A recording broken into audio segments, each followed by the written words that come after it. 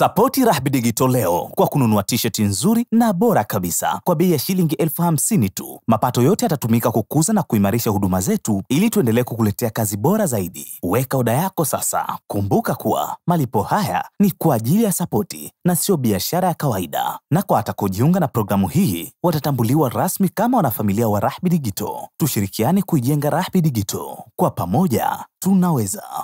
Kilichokuwa kimetokea Irani kwa mujibu wa vyanzo au vyombo vya habari vya ndani vya Irani, kuna vitu viwili vilitokea kwa pamoja, na hili ni kitu cha kawaida kifahamike. Irani kulikuwa kuna tetemeko la ardhi ambalo linatajwa lilifika ukubwa wa 4.0. 4.0 ni tetemeko kubwa kiasi chake. Hili tetemeko lilienda likasababisha shoti kwenye kinu kimoja cha kuhifadhia umeme. Ikaenda ikasababisha shoti na ikazua mlipuko. Hiyo taarifa ya Irani ambayo ilitajwa kuwa kulikuwa kuna shoti, lakini kulikuwa kuna mlipuko ambao ulileta moto mkubwa hewani ambao moshi mweusi ulionekana kwa kiwango cha juu kwenye anga. Huu mamlaka ya ndani ya Irani ilitaja ikasema kuwa hii ilikuwa ni hitilafu ya umeme kwenye ghala store ya kuhifadhia vifaa. Inasema kuwa ilikuwa ni store inayohifadhi magurudumu, matairi ya pikipiki, ilishika moto ikawaka. Kwa hiyo unaweza kufahamu moshi wa matairi mnaofahamu unavyokuwa unakwenda juu sana na unakuwa ni mweusi.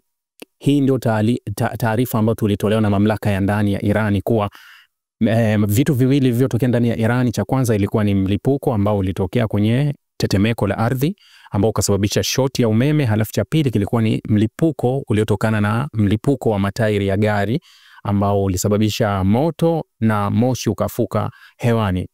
Hivi vitu ni vya kawaida. Unajua, kwa sasa tunashindwa kwenda na hili swala kwa sababu tumekuwa tuko kwenye tension fulani hivi, hali fulani ambayo ya kufikirisha kwa sababu ya kile ambacho kinaendelea Mashariki ya Kati kati ya Irani na Israeli. Na hata juzi wakati ninazungumzia kuhusu moto ule wa Israeli nililieleza hili. Kwa sasa kila tutachokishuhudia kwenye ardhi ya Israeli moja kwa moja tutaweka imani kuwa ni hujuma au shambulizi, au kile tutachokiona kwenye ardhi ya Irani moja kwa moja tutasema ni hujuma au shambulizi kwa sababu ya hali iliyopo kati ya hizi nchi mbili. Tumeona moto wa kwanza uliotokea kule kwenye Bandar Abbas, nililizungumza nikasema mamlaka haijasema kama kuna shambulizi lolote la kutoka nje, haijasema. Na kitu kimoja ambacho ningekuwa ufahamu kuwa kwa nini kifo cha Ismail Haniyeh Irani ilishutumu Israeli na hali hapakuwa na ushahidi, kuwa Irani haiogopi kuitaja Israeli kuhusika kwenye hili, isipokuwa inakwenda kwa weledi kuwa okay, hili limetokea. Ndio maana unaona hata kwenye kifo cha Ibrahim Raisi Irani walisimamia pale pale, ilikuwa ni ajali iliyotokea, ni ajali, walisimama pale pale tu kwa ilikuwa ni ajali. Lakini kifo cha Ismail Haniyeh moja kwa moja walisema kuwa hili ni shambulizi la Israeli na walisema tutalilipa, na walilipa kisasi kwenye lile shambulizi. Ilikuwa kawaida kufanya hivyo. Sasa kilichotokea Bandar Abbas pia wamesema ni hitilafu ambayo ya mlipuko kama kawaida. Irani ni nchi na watu karibu milioni 90, yani milioni 80 na kitu kwenda. Irani na Uturuki iko sawa kwa idadi ya watu.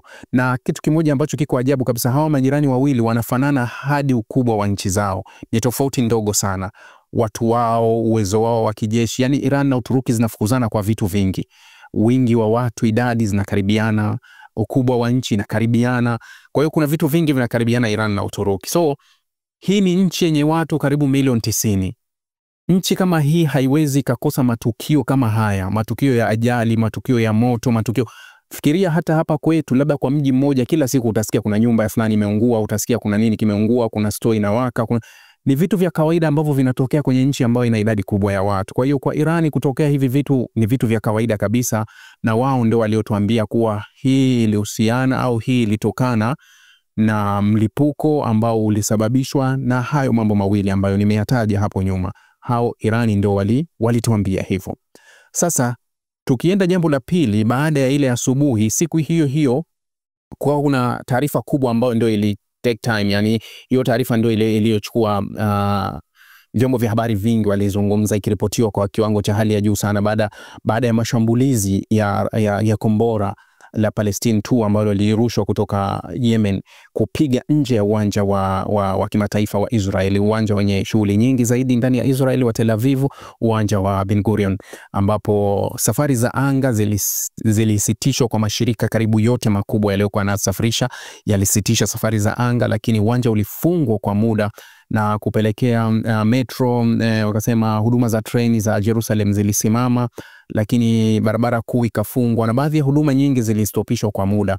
Hii ikaleta maswali mengi na vitu vingi vikafikirika kuwa imekuwaje? Imekuwaje? Kwa sababu dunia inaaminishwa kuwa na inaamini hivyo, na ndio ukweli huo kuwa hakuna anga iliyo na ulinzi mkali zaidi duniani kulizidi anga ya Israeli. Anga ya Israeli pekee ndio anga yenye mifumo mingi zaidi ya ulinzi wa anga kuliko anga yoyote. Ya sababu Israeli ni eneo dogo, kama nilivyowahi kuambia, ni eneo dogo sana. Limefungwa mifumo ya ulinzi karibu kila sehemu. Sasa ni mifumo mingi sana ambayo iliyopo. Israeli ina zaidi ya mifumo mitano. Ina zaidi ya mifumo mitano ya anga ambayo imefungwa sehemu tofauti kutoka nchi tofauti. Marekani ana mfumo wa Thani huko Israeli, ana mfumo wa Patriot huko Israeli. Israeli wana mfumo wa Arrow, wana mfumo wa Arrow 2, wana mfumo wa David Sling, wana mfumo wa Iron Dome. Hii yote ni mifumo ya anga ya kuweka ulinzi tu kwenye anga ya Israeli. Iron Dome ni mfumo mdogo ambao kazi yake ni kushindana na rocket zinazorushwa. Mara nyingi zimekuwa ikipangua labda rocket kutoka kwa Hezbollah au rocket zinazorushwa na Hamas au nini. Inapokuja makombora haya makubwa ya masafa marefu, mfumo unaotumika zaidi ni Arrow, David Sling na mfumo wa THAAD pamoja na mfumo wa Patriot. Hii ni mifumo mingine ambayo huwa ndio inafanya kazi kubwa kwa ajili ya kuzuia makombora ya masafa marefu au makombora makubwa yanayolenga ndani ya Israel. Sasa kwa mujibu wa jeshi la Israel na taarifa iliyotolewa na jeshi la Israel jana kuwa kulikuwa kunafanya kazi mifumo miwili. Walikuwa wanatumia mfumo wa Arrow lakini walitumia mfumo wa THAAD. Mifumo yote miwili ilishindwa kuzuia kombora lililorushwa zaidi ya kilomita 1000 na kitu kutoka Yemen na likapiga nje ya eneo hilo. Sasa kuna wale wenzangu ambao huwa tunajiuliza kuwa unajua Wahuthi huwa wanarusha makombora mawili matatu kwa wakati mmoja. Sikwambii Irani aliyerusha makombora 110 kwa wakati mmoja. Kile tulichojionea wakati ule mnakikumbuka vizuri. Tulikiona kwa mifumo yote ilikuwa ikifanya kazi. Mifumo yote ya Israeli iliwaka. Kwa sababu kulikuwa kuna mifumo ya Iron Dome ilifanya kazi kupangua, kulikuwa kuna drone nyingi, ilijaribu kuzipangua drone, lakini kulikuwa awamu ya kwanza kulirushwa makombora 110. Kile mlichokiona ndio mlikiona. Sitaki kukikoleza wala sitaki kukiongezea wala sitaki kupunguza. Mlishuhudia nini kilitokea wakati huo. Kwa hiyo kilichotokea jana ilikuwa ni kile ambacho huwa kinatokea. Kile ambacho huwa kinatokea. Sasa wakati Israeli anapomwambia Marekani kuwa ni lazima tumshambulie Irani kwa pamoja, mwe mnaelewa kwa nini Israeli anamwambia tumshambulie Irani kwa mara moja. Sio ni mshambulie Iran. Israeli nimesema mara kadhaa anapiga miji yani kama sasa Syria anapiga anavyojisikia, anapiga Lebanon anavyojisikia, kuna mara kadhaa alipiga Yemen.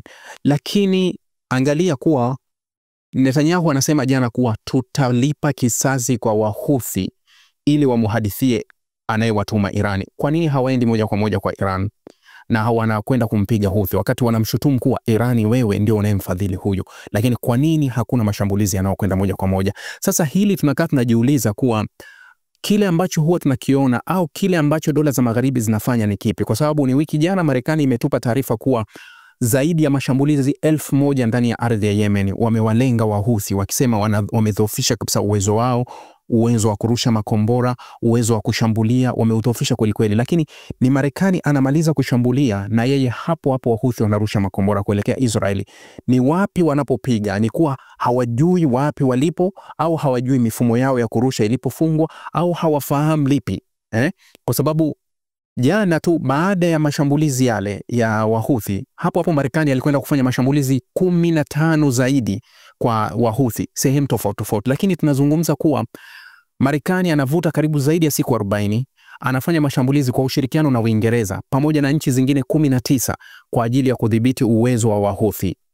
Nimeona taarifa za ndani za Wahuthi, wale wanaoongoza serikali ya upande wa pili, wale kutoka Aden, unajua wale wanaotambulika kimataifa upande wa Yemen.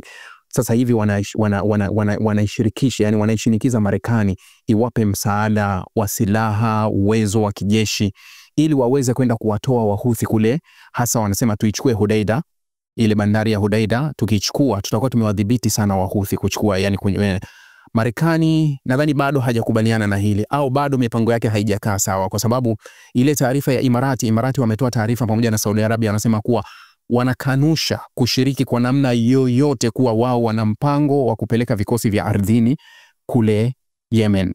Mara ya mwisho Imarati alitoa vikosi vyake mwaka 2019, aliondoa vikosi vyake pale. Sasa wanakanusha, wanasema kuwa sisi hatuna mpango wowote wa kupeleka vikosi vya ardhini ambao viende vikafanye kazi wapi?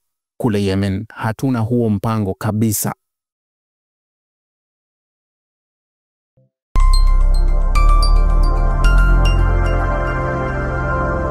Rahby Digital, haki na ukweli.